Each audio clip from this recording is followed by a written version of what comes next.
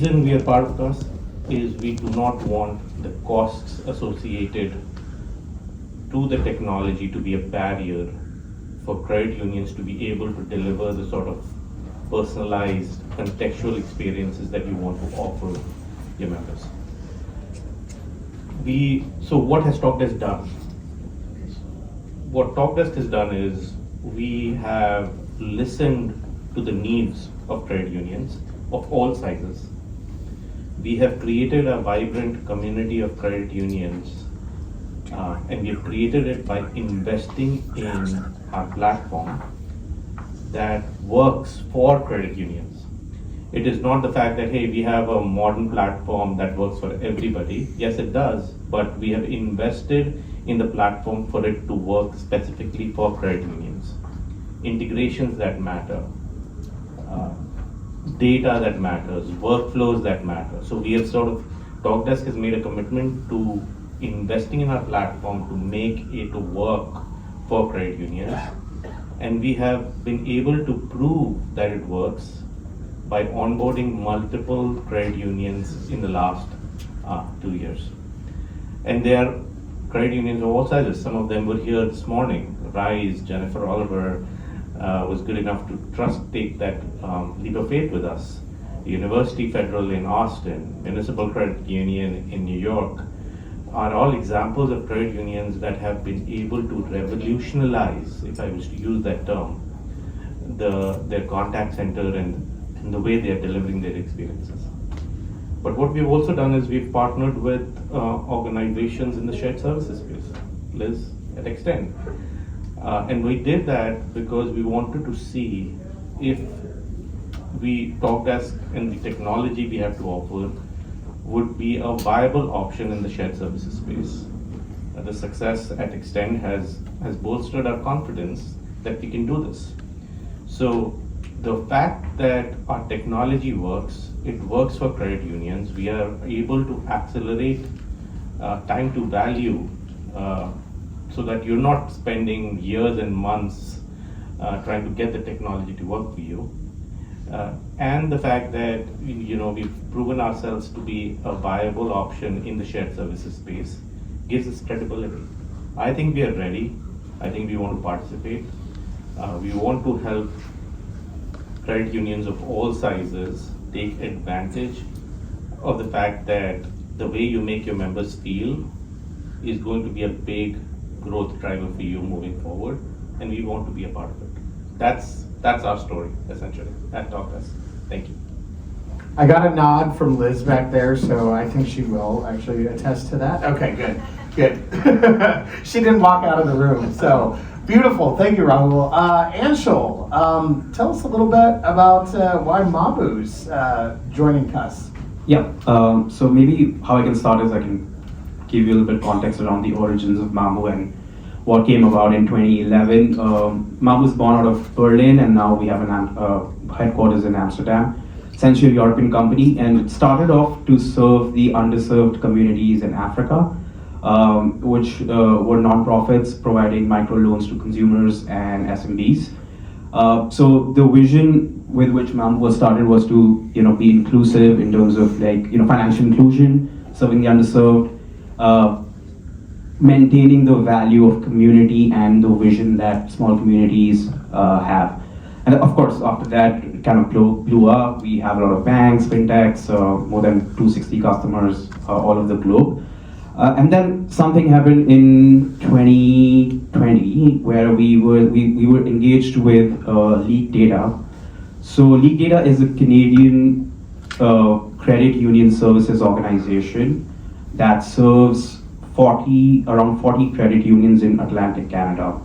So what we saw there was a Cuss in action already, right? They were the technology infrastructure provider for 40 credit unions with, where they were doing their digital channels, they were doing their managed services, they were doing their entire workload, business processes. So essentially, the credit unions had gotten together and stood this organization up, which was already happening when we had this conversation with Leak Data. What they were looking to do was, of course, 2020 was around when COVID happened, and there was a lot more consumption of digital services, and a lot of the credit unions there, I would call them, what is boutique credit unions in the US, at least like relative to Canada. Their average credit union asset size would be around 250 million. So the 40 of them combined, there was a lot of like power of collaboration that we could see. So essentially the decision a very bold leader, Carrie Forbes, she decided to move into a modernized tech stack because she knew that this is where the tech is heading. This is where, how we can create better member experiences, how we can future-proof our business, and how we can future-proof and scale as well, right? So the idea was to get out of a legacy stack that they were on and take the decision to move into a modern tech stack. Of course, Mambu became a part of it as a core banking solution, but there are a lot of other components to it, and that's what we call as a composable ecosystem. So they were wanting to get out of the monolith architecture, open up their ecosystem to allow best-of-breed vendors into the ecosystem, take advantage of the fact that it's API-based, it's very easy to integrate.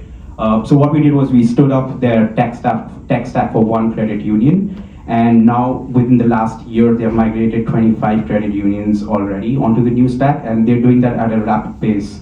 They're doing one migration per, I think it takes 12 to 15 weeks for that to happen, which is pretty quick, and by I think June this year, they'll be done with all the 40. I think they've merged a little bit, so I think right now they have 36.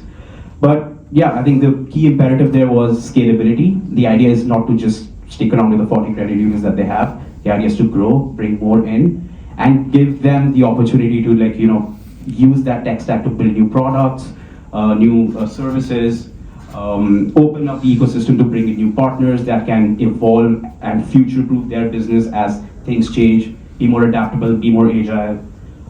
So yeah, I think that's the setup for Cuss in the US, and we've been working on the Cuss white paper for a year or so, and the idea came from why not something like that in the US, where we could potentially have that power of collaboration here as well, bring in best-of-breed vendors, build that ecosystem that helps you get outside the locked monolith kind of an architecture, and help credit unions stay relevant as well as grow at the pace that they want to, especially the ones that are not able to shell out the resources that are important for their growth strategies. I think that's our story in Cuss. That's beautiful. It's the way I look and see about that story, and I encourage you all to check out Leak Data and the story. They have a white paper. They have some great articles. Is that they had a core that helped but didn't hinder their technological destiny, which meant they got to choose where they were going and what they were doing without having anything block them or create barriers for what they wanted to bring in. And so I think we have those options available here in the US. We're playing with what that looks like with you also. So thank you, Angel. Bill, why don't you tell us about you and Kachinga and Cuss? Yeah, thanks, Zach. Member growth, really, that's a big focus for me personally, and I know that that's a focus for organizations large and small scale within the credit union space. For Kachinga, what we do is we have a software that helps parents and educators teach kids how to manage money. And so with the credit union space, we've designed it in a way where it puts you back at the helm of that relationship with the member. We're not trying to offer our own services that you can provide. We're just simply providing you the software as a partnership to reach those kids. Imagine this: a 10-year-old or a 12-year-old goes door to door, knocking on doors, trying to find work. They mow 20 lawns and they come home with a bag of money. They put it in their jar, and they're happy, they're excited. A month later, their parents take them to the nearest credit union, deposit that money, and they're proud. They've saved for the next big thing or for their future. Well, that doesn't happen, right? I mean, that's the past, and I was that kid, and I'm sure some of you were too. My dad actually probably broke all the child labor laws with me as a child, so I think that's been my reality. And, so there's obsolete technology or ways of doing things. And so really for me, the Cuss model, it allows us to, help credit unions of all sizes reach the younger generations, reach out to the younger members, because they are the future members for life, right? One of the interesting stats that I read recently, and it's interesting because 94% of the U.S. is considered banked. And I know we've talked a lot about reaching the underbanked. I've spent a lot of years at the credit bureau, one of the credit bureaus, and working on helping the underserved, underbanked. Definitely a necessity of reaching them. But in thinking through that number of the total banked, 65% of people aren't planning to change their financial institution. And so that means we do need to start younger. We need to start with the younger generations. And it's not just about financial literacy, educational content. It's actually about the experience. Thinking about obsolete technology, I was watching my nephew, do something at my in-laws' house, and anybody remember photo albums? Is that a thing anymore? Right? We would take pictures. We would go get them developed. Right? What is that? And then the pictures would end up in the photo album. And so my nephew, when he was 2, was holding this photo album, trying to flip through, swipe, through the pictures, and nothing's happening because he's so used to using an iPad. And that's just one example of something that is the way that we've done things in the past, and it's become obsolete. And that's the way we're approaching this with you. If you imagine a different scenario, a child, 10-year-old child sitting there with their parent on a digital device, being able to check off the things that they've accomplished. My daughter, she's actually a good negotiator, and so she was negotiating with me through our app experience. She wanted to do another job and help out around the house, earn some money. And so I get a notification on my phone saying that she wanted to wash the car. Hey, great, it's working. Claire's out there trying to raise some money, and it's going to go back and help her in the future. And then I saw that it was for $1,000. Right? So, she's smart, she's thinking about it, but it gave us this cool digital, exchange between the two of us. That's the norm, right? That's where kids are today. And so really for me, Cuss is, we're trying to reach people where they are. We're not trying to compete. We do a lot with community partners and schools, but then with the credit union space, just equipping you to help your members. And I'd say the Cuss model, we can make it a great way to bring this, credit unions of all sizes, but for the smaller ones especially, help you access the technology that we have in a very fair price range, as well as to help you scale and grow those new members for life. Beautiful, beautiful. Well, I know one of the things I want to be really cognizant of is that timing, and I know that there are other things happening, so I want to make sure. But there's a real quick question that I want to kind of go through here, because we've given a little overview of who you are, why you're part of Cuss, why you're doing it. But want you to share with us a little bit of the work that we have kind of maybe going on already. Raul, you've kind of already shared your work with Rise, Municipal, with Extend, and if you have more to add on, please do. But Lisa, Anshul, Bill, we obviously know some of the things, but if you want to give us a little update, that would be great. Yeah, thank you for that. So we've worked very closely with Ryan and the team at MSA, and one of the forward motions that we've been able to make, and you'll see it on the handout, is a portal for the shared services. Now, this is V1. As any technology journey, the journey never really has a pure destination. It's always, George said it best this morning, evolution, right? So this will evolve, but it starts to put a foundation for the shared services. And we're very excited about that because we've worked with Ryan and the team that it should be simple. It should be organic, right? Just like our movement. So I think that's one thing. The second is really understanding, and I mentioned Socregi. This Cuss is designed to be in the cooperative model. And whenever any of us get out of line with that, Ryan and Sue remind us that this has got to be in the spirit of cooperation and the cooperative movement. So we've come together, there's tech blueprints that were ready. We've developed needs assessments and ways, no matter if you're small or large, we can start to take the journey together. And I think just to cite Kachinga, we're also partnering with Kachinga on the Cuss because, and I read a very disturbing survey. McKinsey last year put out work about next generation banking, those younger members, and banks are outmaneuvering us, the credit unions, in getting those new members. That has to stop now. So working together, not just with MSA and the shared services, but together. I mean, I'm sorry, we're not partnered together yet, but we've got partnerships with Kachinga, with Mambu, and with AWS because it will take all of us together. So that's what we've done so far.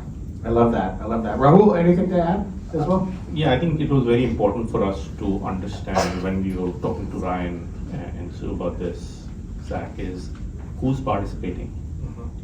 Because yes, we believe, if there are like-minded partners in the ecosystem who are truly invested, being technology provider, it was also important for us to understand whether they were partners that truly were partner first. Because if they aren't, then you would still be in a fragmented ecosystem where Talkdesk is a name. We don't want just to be a name, we want to be a Talkdesk integrated with Mambu, integrated with AWS, integrated with everybody that's out there. And we feel very confident in our ability to do it. So I think the question you asked, Zach, is what is the work? We spend the time looking and investigating who was participating, so we could, at least internally, have the confidence that we as a participant can add value. So that was very important to us. We've already vetted it. We already have conversations ongoing. I think AWS has been a tremendous partner for us right from when Talkdesk was born. But then there are others. I spoke about Extend. I spoke about I think Stephen from Alchemy isn't here, but we fully believe that we are ready to be an ecosystem player that can truly accelerate the path we are on right now. Beautiful. Anshul. I think we're already through the first phase, right, which is testing the Cuss concept, right? Now, in the US, we did the white paper. A lot of vendors and, in this case, like I would say, partners came together with a common vision that we want to help the boutique credit unions in the shared services model. Again, MSA, Underground, Zach, you guys, AWS, Talkdesk, Syncedia, all of us have at least the foundation of why we want to do this. This is how it would look like. This is sort of the vision of it. The next part, which is of course the part that takes the longest, is building out the ecosystem, right? If you're doing a shared services, we need to know who the partner is going to be.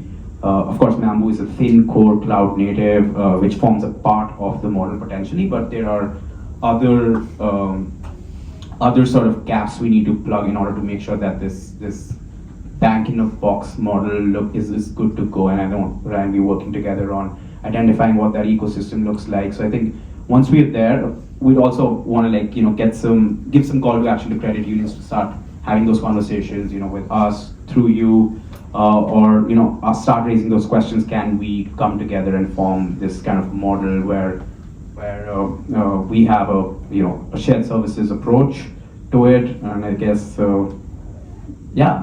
that's the next step, to start building on some traction around it, build the ecosystem, and maybe test out that infrastructure with one credit union and see how that goes, and then it's easy to scale, as I mentioned. It's beautiful. Bill, finish this off. Yeah, so our software can be licensed for any size credit union, and so it's a digital app. And so for a lot of the larger size credit unions, it's just part of the budget, right? It's something that can be done, and then the ROI that we can actually measure based on the number of users and kids that are onboarded, we can actually help show that, you know, after 5, 10, 15%, you know, you're already actually starting to make money on having youth accounts. So it definitely makes sense to onboard them. But where it seems to make sense is we've been talking to Ryan, and then as we're partnering with Lisa and Sensadia, as she mentioned, you know, really we wanted to bring that same experience that the larger credit unions would be able to do to the smaller scale, right? So being able to actually be a shared application, as well as, you know, on the back end still be connected to your deposit accounts that are your own. So we're not competing with yours.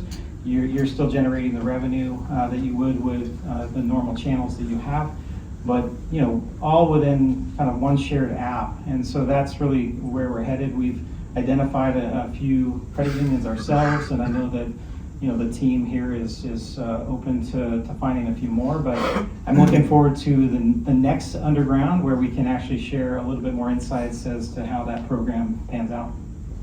Beautiful, thank you. Before I let you go, I want to make 2 comments. First, 2 years ago, we brought AWS into the room, and we had CEOs look at us like we were freaking nuts. Like, why are you bringing these guys in? They just, as a matter of fact, I remember somebody saying, AWS just wants to be a credit union now. We know it. We know they just want to be a credit union. And but we turned around and we said, we can't afford not to have them in the room. And they have an entire division dedicated to credit unions. And we need to make sure that we are taking them on the journey versus them just walking in thinking that they know. And George, how much did you really know about credit unions before that? Yeah, that's what I thought. But now we've created this trust with them because we've helped them understand what credit unions are looking for. That partner versus vendor relationship, that understanding of exactly what we need versus what they want to give us. And so that's an important part. The other is that you've heard a few of the people up here talk about testing different things. And we are very lucky at MSA to have a wonderful credit union who has raised their hand. That would be Jennifer Oliver at Rise. Every new partner we are looking to bring in who isn't already part of the credit union ecosystem, Jennifer goes, I'll test them, bring them in. I'll sign a contract, let's see how they do. And if they don't do well, I'll tell you.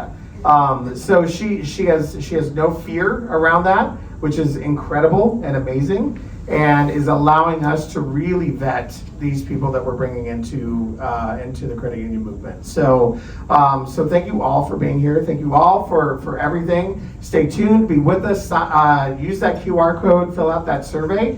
And come on the journey with us. Like I said, we can't do this by ourselves.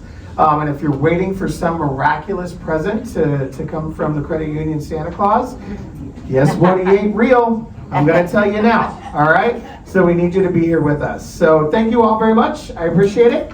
Thank you, Zach.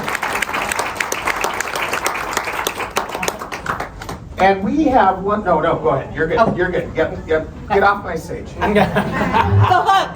look. And we have one more speaker we're going to bring up and share with you. We're going to bring Dr. Brian Branch to the stage. Many of you know Mr. Branch. He has been a staple in the credit union movement. Currently the Via Stella Program Board Chair.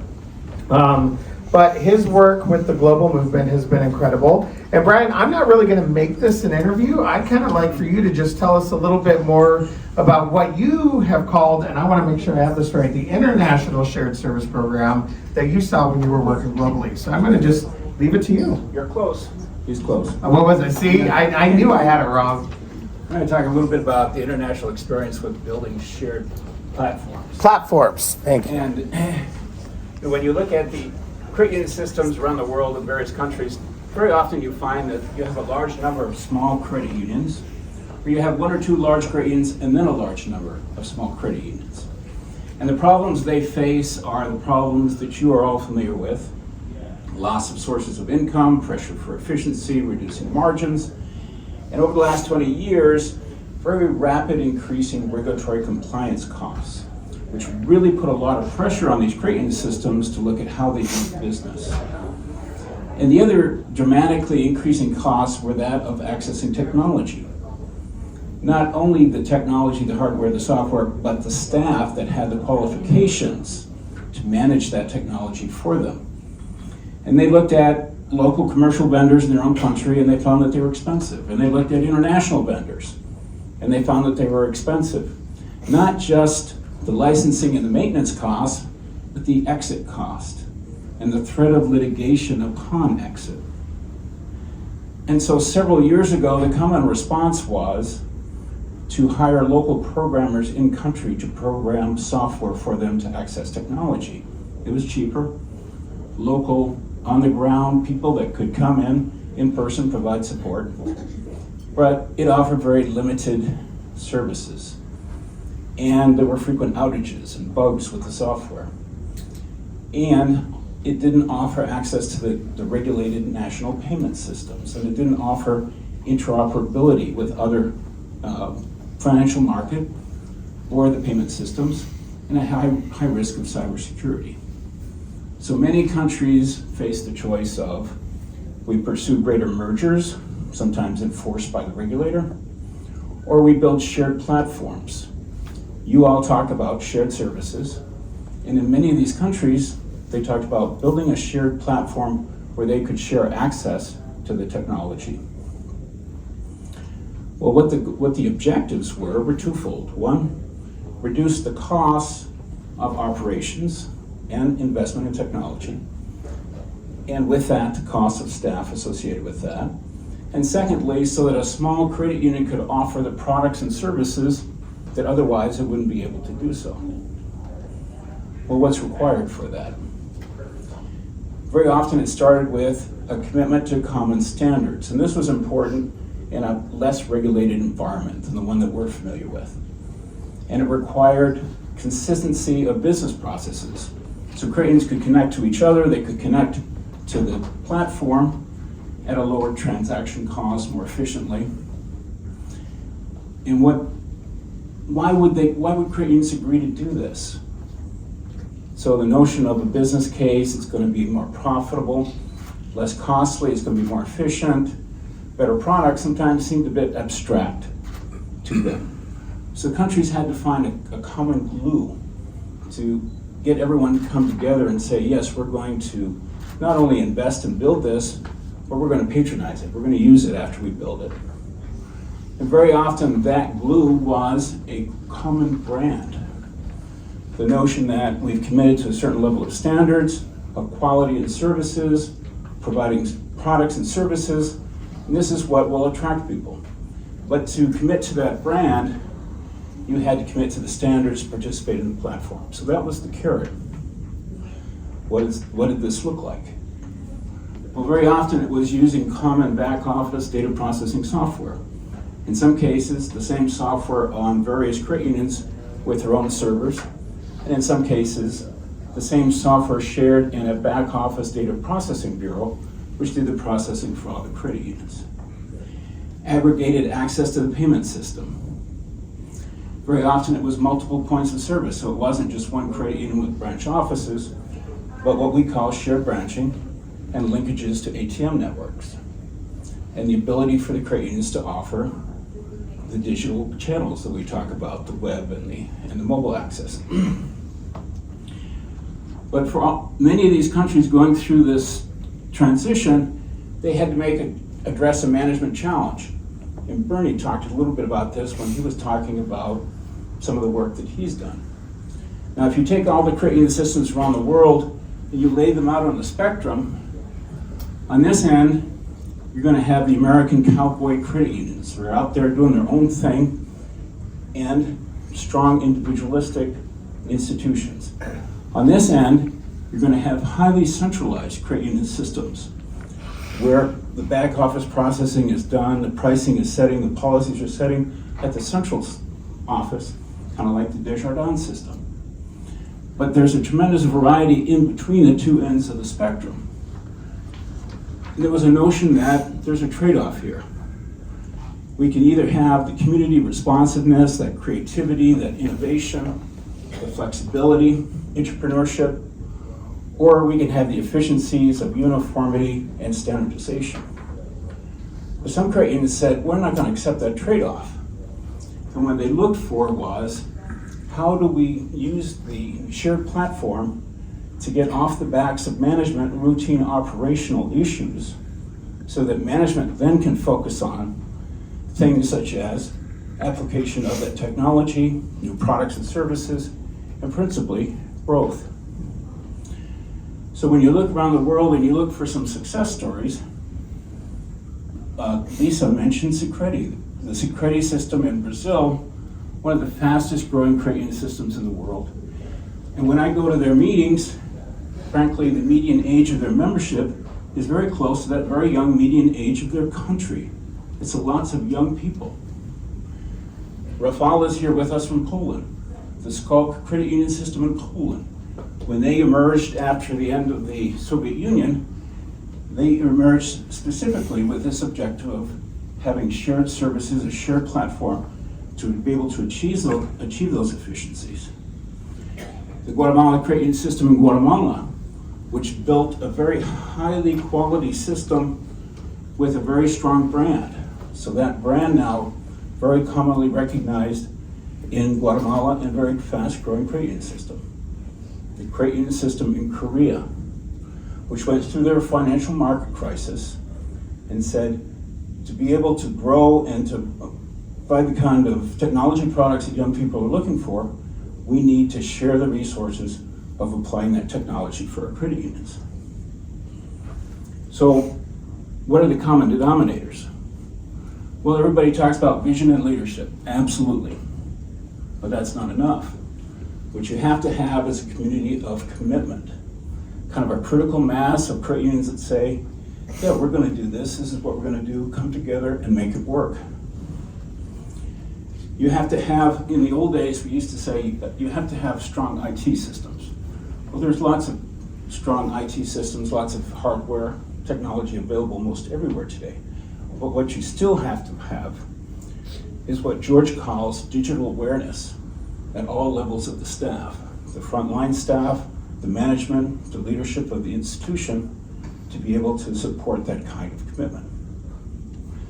Now my last point is, and I brought a visual aid for this point. If you could come up, Rafał. If you could join me. That's you, Rafał. Now, I heard a lot of talk today about the credit union difference and why credit unions are different, and we're out here to make a real difference in their members' lives, in our communities, in our countries, and the world. So 3 years ago, when 6 million refugees from Ukraine came across the border into Poland, and 2 million are still there, the Polish credit unions, along with the Polish population, rose to the occasion and they provided a lot of refugee relief to those incoming. But the Polish credit union said, you know, we need to think more strategically further down the road. And from this emerged Via Stella, because credit unions were committed to not just the humanitarian or the geopolitical issue here, but really how to serve their membership in their community. With lots of refugees coming into their credit union communities, this could be very destabilizing. So credit unions focused on what do we need to do to help provide a sustainable basis going forward to these refugees coming into our communities and stabilizing our communities. And so the credit unions in Poland worked through Via Stella with US credit unions to provide housing grants, to get families settled so they could find jobs, to get the kids to the schools, to provide support to the schools that took in the refugee children so they could get a good education, and to provide women's health services because most of the refugees were young mothers who had to leave the country. And so that's the work of an integrated system, a shared united credit union system very rapidly could respond to a crisis like that within weeks with a forward-looking strategic commitment. How are we going to provide a sustainable response for these refugees and for our communities? And so that's one of the advantages of a shared platform. Rafael, do you want to talk just for a minute a little bit about that? Thank you very much. Thank you, Brian. So, what can I add to this information? This project, from today's perspective, for me, has two levels: country level and international level. When I'm talking about country level, I'm talking about cooperation between Polish credit unions to support, to deliver aid not only for migrants in Poland, but also to send aid to Ukraine. We sent a lot of ambulances with medical equipment. We sent power generators and many other things. In Poland, we cooperate with credit unions to support migrants with housing, in housing program, in healthcare program. Especially we take care about children, because majority of migrants from Ukraine, these are women and children.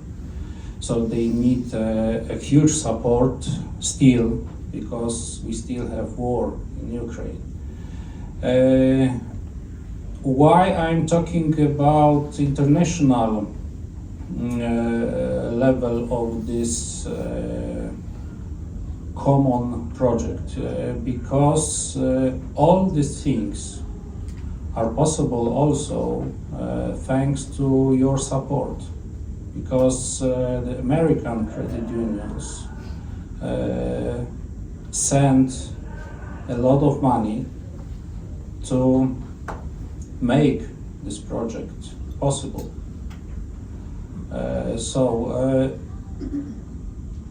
All these things we've done through this 3 years, over 3 years now, was possible because cooperation not only between Polish Credit Union Association and Polish credit unions, but also thanks to international cooperation, and without it we can't do all these things.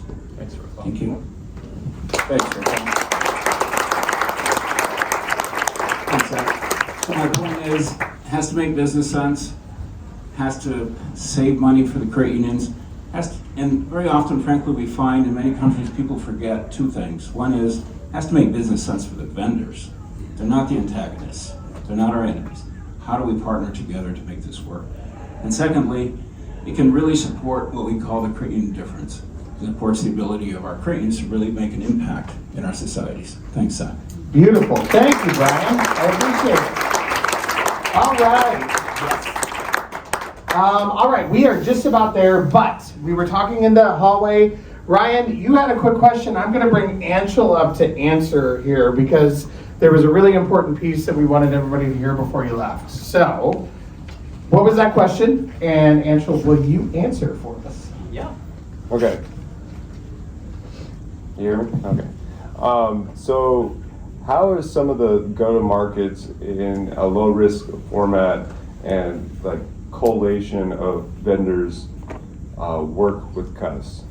So I think one of the biggest heartburns that a CIO or CDO or any organization could have is essentially modernizing or a tech stack or replacing some components, because it's typically a longer cycle, implementation cycle, or it could also disrupt their operations, right? And no one wants to do that.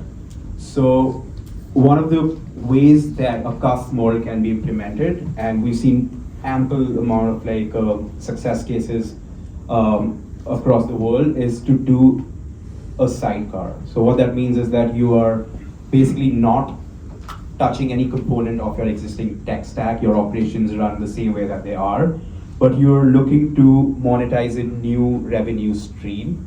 That could happen if you've decided to maybe target a new demographic, for example, what Kachika is doing with the youth banking, or if you're looking to target a certain specific product, which could be lending on the side.